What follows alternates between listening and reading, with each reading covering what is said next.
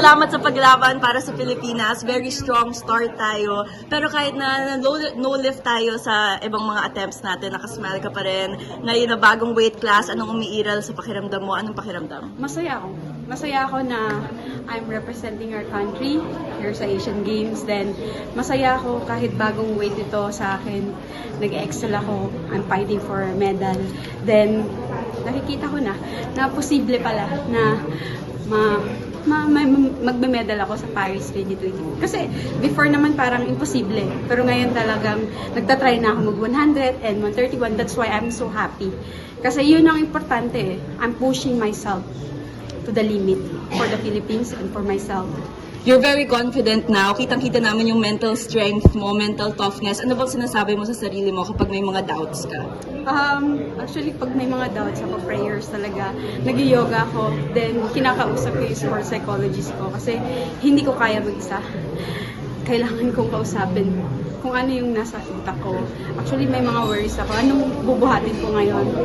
But this competition gives me more confidence for Paris 2024. Lagi mong sinasabi, madaling sabihin yung mag-Olympics ako next year, pero mahirap yung proseso. Ang dami naming hindi nakikita.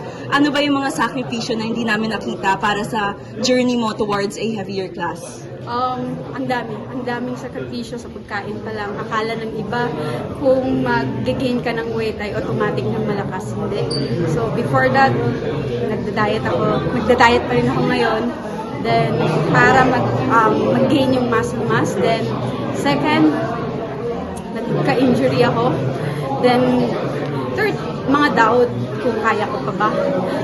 Kaya ko pa ba isakripisyo lahat ang time with my family, sa aso, yung time to enjoy life.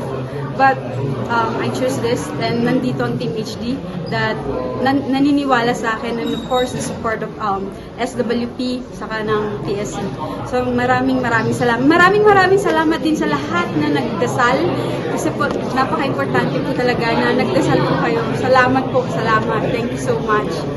Okay. Kayang-kaya. Kayang-kaya. Paris 2024. Yes.